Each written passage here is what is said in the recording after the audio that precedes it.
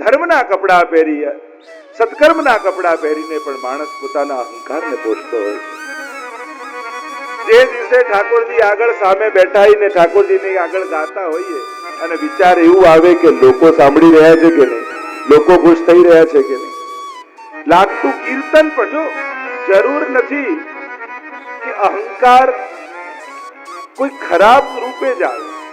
હંમેશા કોઈ ને કોઈ સારા કપડા પહેરીને અહંકાર આવતો હોય છે.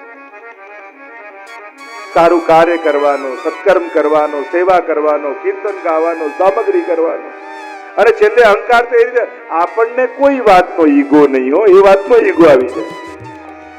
તો ઈગોનો તો શું, આપણને કોઈ અહંકાર, એ વાતનો અહંકાર આવી જાય. તો અહંકાર તો ક્યારે કયા કપડા પહેરીને આવે કોણ જાણે. અને આખું દૂધથી ભરેલું તપેલું હોય, એક છાંટો ખટાસ નો પડે ને આખું બગડી જાય.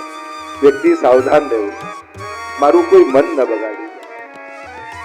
પછી તમે એ સુધારવા તમે તેટલા સત્કર્મો કરો, એ કરો, ગમે તેટલા પ્રયાસ કરો, દૂધ ફાટી જાય ને પછી બેન વિચાર કરે હવે આનું શું શું બનશે.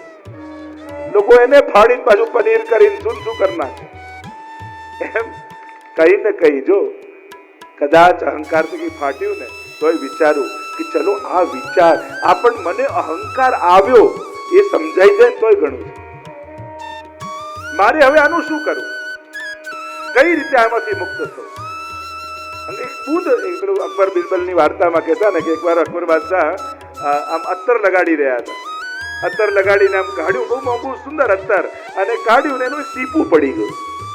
આજુબાજુ જોયું કોઈ જોતું તો નથી ને, અને નીચે પડેલું ટીપું આમ લેવા ગયા એટલામાં બિરબલ જોઈ ગયો. અને અકબરને થયું કે આ જોઈ ગયો મને નહીં. અને એને શું વિચાર આવશે, આટલા મોટા બાદશાહ આમ જમીનમાં પડેલું અત્તરનું ટીપું લે, સાવ આવા કંજૂસ છે. હવે એમને મનમાં લટપટી જાગી કે અકબરને મનમાં મારી છાપ બગડી ગઈ, સુધારવા શું કરું, એટલે કંઈક મોટું કામ કરું. એટલે પ્રભાવિત થઈ જાય. જો ઘણીવાર માણસ છે પોતાની અનાવડતને ઢાંકવા માટે વધારે ઉત્તમ વ્યવસ્થા કરવા જાય. એક ભાઈ એક મહેમાનને ત્યાં આવ્યા અને જમવા માટે આવ્યા, જોયે થાળીમાં બધી સુંદર સુંદર વસ્તુઓ અને રોટલી પણ કકડા કરીને મૂકેલી.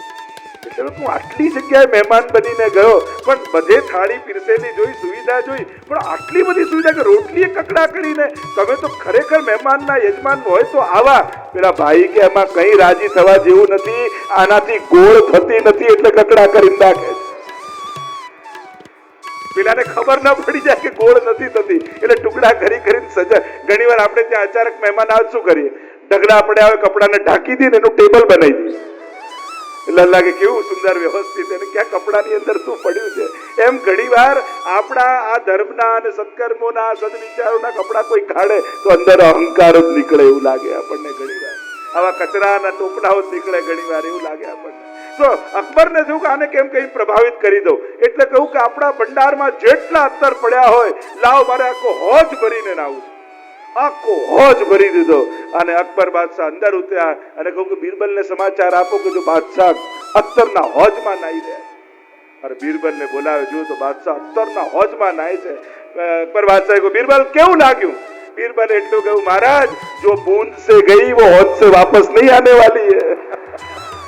જે ટપકાથી ગયું એ હોજ ભરવાથી પાછું નથી આવવાનું. તમે ગમે તેટલા ખુલાસા કરી લો. ઘણી વાર આ અહંકારનું ટપકું માણસને ક્યાં પતન સુધી. એમ પરમાત્મા અનેક પ્રકારથી સુંદર સુંદર રીતે સમજાવતા આપણા માર્ગને પ્રશસ્ત કરે છે.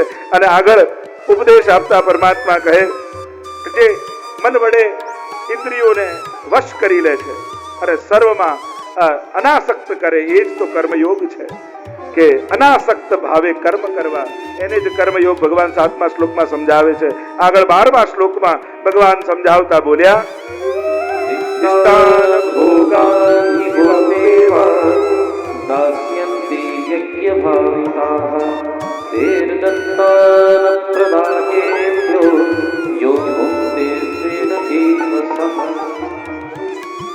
દેવતાઓને આપ્યા વગર જેના અધિષ્ઠાતા, જેના થકી મળ્યું છે, એને ધર્યા વગર લે તો એ ચોર છે.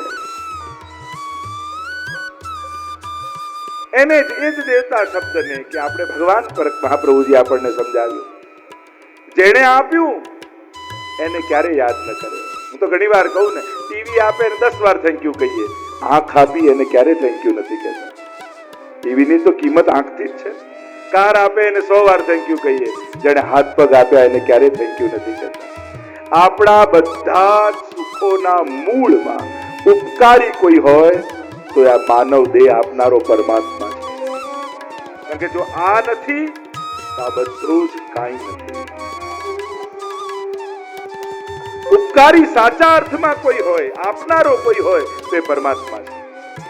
આભાર માનવા યોગ્ય કોઈ હોય તે પરમાત્મા છે. પગે લાગવા ન જાઓ તો આભાર માનવા તો જાઓ. કુંતાજી જો એમની સ્તુતિમાં પ્રભુના એક એવું ઉપકારોને યાદ, પ્રભુ પાસે જઈ એમના દરેક ઉપકારોને યાદ કરવા. પ્રભુ હું તો કેવો હતો, આપની કૃપાથી પાસ થયો, આપની કૃપાથી બિઝનેસમાં આવ્યો, આપની કૃપાથી આટલા કોન્ટ્રાક્ટ મળ્યા, આપની કૃપાથી સફળ થયો. દરેક સારી ઘટનાઓને આપણે તો પ્રભુ પાસે જઈએ તો હંમેશા બધી ખરાબ ઘટનાઓને યાદ કરીએ. જાણે એક્સિડન્ટ કરાવનારા ભગવાન જ ના હોય, બીમાર પાડનારા ભગવાન જ ના હોય, બધું ધન લઈને ભગવાન જ ના હોય, બધી દુર્ઘટનાઓને યાદ કરીએ. ના, એ દુર્ઘટનાઓ તો ક્યાંક આપણા કર્મોના ફળ રૂપે હતા. જીવનમાં જે જે સારું બન્યું એ પ્રભુ પાસે જઈને એના ઉપકારોને યાદ કરો. સજા આપે ભગવાન નહીં, ક્ષમા આપે ભગવાન. પ્રભુ તો કૃપાળુ છે. અહીંયા ભગવાન સમજાવે એનું ધરેલું એને ન આપીને ખાનારો એ જ તો ચોર છે. આગળ પરમાત્મા અનેક પ્રકારથી સ્વ ઉપદેશ આપી પ્રભુ 20મા શ્લોકમાં સુંદર રીતે સમજાવતા કહે છે, કર્મણૈવ હિ સંસિદ્ધિમ આસ્થિતા જનકાદય. જનકાદીનો ઉદાહરણ આપ્યું જનકજી. ભગવાન સ્વયં જેનું એક્ઝામ્પલ આપતા હોય એ ભક્ત કેવો હશે?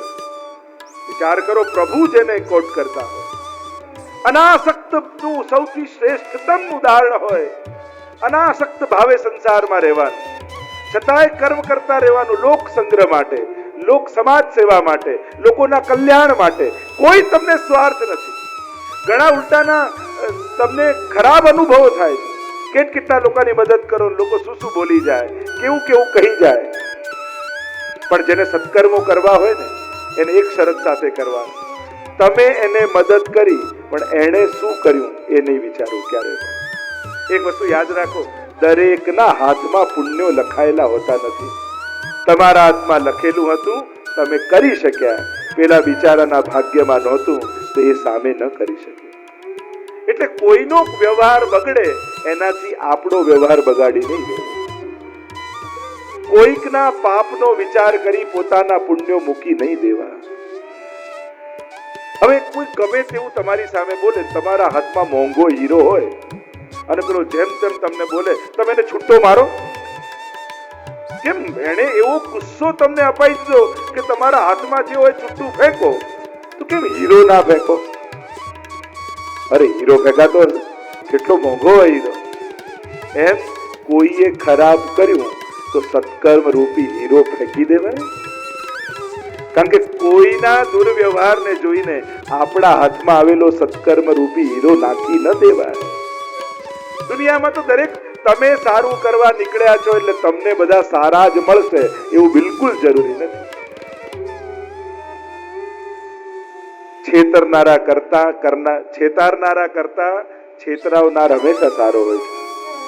છેતરાવાની તૈયારી રાખવી, સારું કરવા નીકળ્યા છે, આપવાના જ છો, એ છેતરીને લઈ ગયો, ભલે લઈ ગયો. આપણા કરતા વધારે જરૂર કદાચ એને હશે, નહીં તો આવું પાપ એ ન કરે. એને આવું કરવું પડ્યું કારણ કે આપણા કરતાની જરૂરિયાત વધારે હશે. એટલો બધો વિશ્વાસ રાખો કે કોઈ તમારા વિશ્વાસ તોડવાની હિંમત ન કરી શકે. એટલો બધો વિશ્વાસ રાખો. જ્યારે કોઈના પર ભરોસો ના હોય ને એનો ભરોસો તો ક્યારે નહીં કરવો. કોઈના દુર્વ્યવહારથી આપણા સત્કર્મો છોડતા નહીં તો નુકસાન તમને જ હશે. તમારા નસીબમાં હતા, તમારા હાથમાં લખાયેલા હતા એટલે તમે કરી શક્યા. પેલો તો બિચારો છે, એના તો ભાગ્યમાં પુણ્ય નથી, તે તમારી સાથે ક્યાં કરી શકવાનો? એ તો દયાને પાત્ર. જેના હાથમાં પુણ્યો ન લખાયેલા હોય ને એ ગુસ્સાને નહીં, એ દયાને પાત્ર છે. નિર્ધન એ છે જેને પૈસા નથી, એ નહીં, જેના જીવનમાં ક્યારે એનાથી પુણ્યો ન થયા, બીજાની મદદ ન થઈ શકી, એનાથી મોટો નિર્ધન કોઈ નથી. એટલે ભગવાન તક આપે ને. જો અને દરેક વસ્તુ ધનથી જ થાય એવું નથી, સંકલ્પથી પુણ્યો થાય છે, ઈચ્છાથી થાય છે. બીજા લોકો આવીને આપી જાય તમારો સંકલ્પ સારો હોય તો. ઘણા મેં એવા જોયા છે, એની પાસે કઈ ના હોય પણ ગામમાં કઈ કાર્યક્રમ થતો, ટેબલ અમારે ત્યાંથી લઈ જજો, ખુરશી અમારે ત્યાંથી લઈ જજો, એને આપવાની જ ઈચ્છા હોય. મોટા મોટા રહી જાય ને એનું વપરાઈ જાય, ઘણી વાર એવું થઈ જાય. તો આપવાની ઈચ્છા વાળો એ રાજા છે, માંગવાની ઈચ્છા વાળો ભિક્ષુક છે. એ કેવલ કોઈ વ્યક્તિઓના નામ નથી, એ વ્યવસ્થા અવસ્થાના નામ. રાજા જેવી અવસ્થામાં જીવો જ્યારે કઈ બી હોય. અરે કઈ નહીં તો સારા વચન આપો, કોઈ કઈ કરતું હોય તો સારા પ્રોત્સાહન આપો. ખરેખર તમે બહુ સારું કરજો, આવું કરજો, અમારી કઈ પણ જરૂર હોય અમે બેઠા છીએ. ભલે તમે બેઠા જ રહેવાના હોય છતાં બોલો તો ખરા. ઘણા લોકો એમ કે અમે બેઠા છીએ, આપણને ખબર ન કે બેઠો જ રહેશે, ક્યારે ઉભો જ નહીં થાય મદદ માટે, પણ છતાં બોલ્યા તો ખરા. વચને શું કેમ દરિદ્ર, વચને શું કેમ દારિદ્ર? બોલવામાં કેમ ગરીબ બનો છો? કરવામાં ગરીબ છો, બોલવામાં તો ઉદાર થાવ.